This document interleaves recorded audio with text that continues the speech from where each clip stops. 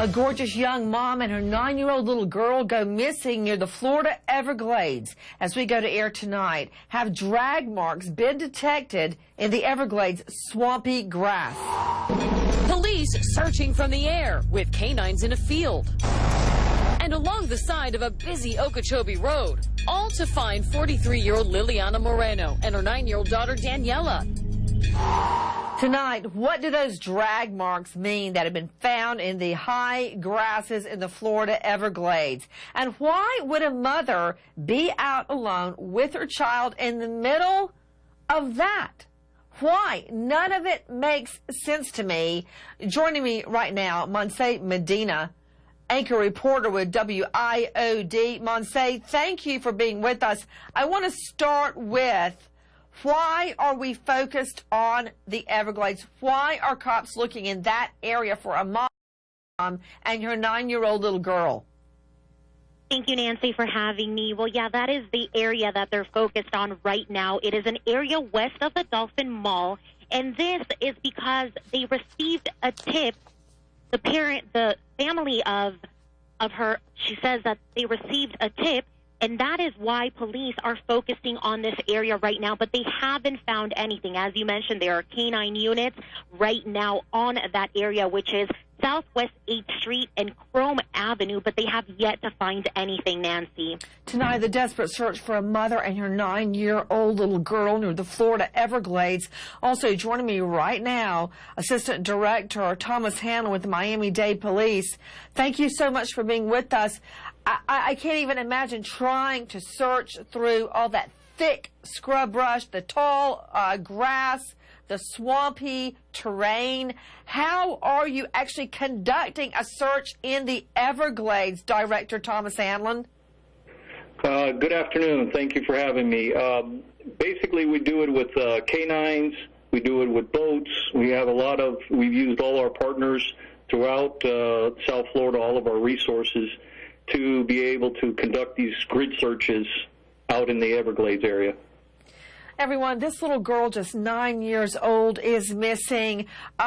Justin, what can you tell me? When did they go missing? How were they reported missing? And when were they last spotted? This mom is absolutely stunning, beautiful. What can you tell me, Justin? That's one of the biggest problems here, is that police are having a problem getting a reliable timeline, because it was a family member who doesn't even live in the area who noticed she hadn't been in contact with the family for a while and called for police to check in. So there's reports that they were seen at a restaurant. There's reports that the little girl's dad had actually dropped them off near a gas station. So the timeline gets fuzzy, which makes the search that much harder.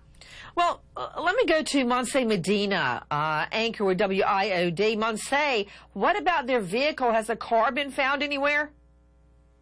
Well, the car that belongs to Liliana was found at her apartment. They also found her wallet, her keys, just her basic items. So police think that they left in a rush. And that's true. There's been just so many reports that the timeline is just all over the place, and it's just making this investigation that much more difficult. Oh, yeah, that is step number one, establishing a timeline. Without that, it's like looking for a needle in a haystack. Back to Assistant Director Thomas Hanlon with Miami-Dade Police.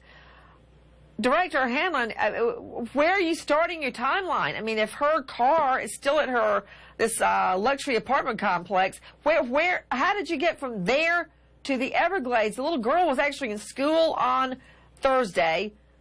Sunday, mom possibly seen at a local restaurant.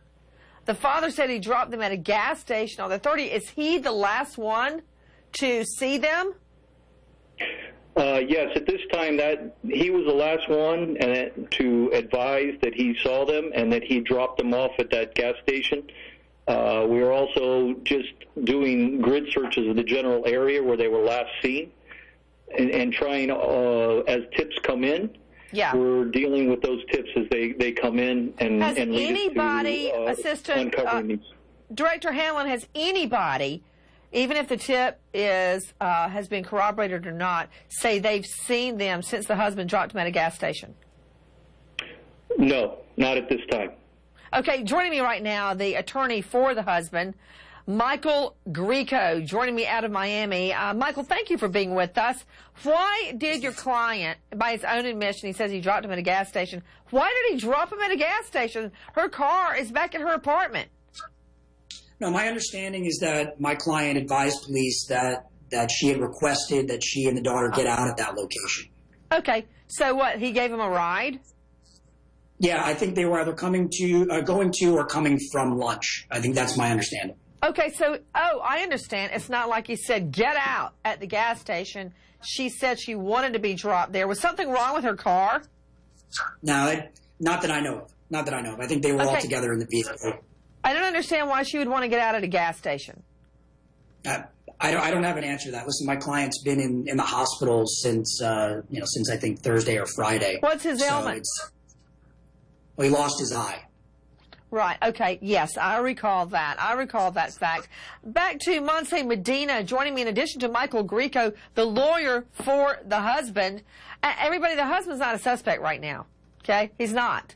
That's just another piece of this puzzle. What we've got right now is a mom and daughter that we believe are somewhere in the Florida Everglades. Why? I can't tell you. Dr. Michelle Dupree, forensic pathologist. Dr. Dupree, how can a mom and a daughter survive in that kind of terrain? Nancy, that would be very difficult. Water is so important, and if they can't find fresh water, they have very little time. Food is important, but water is the most important.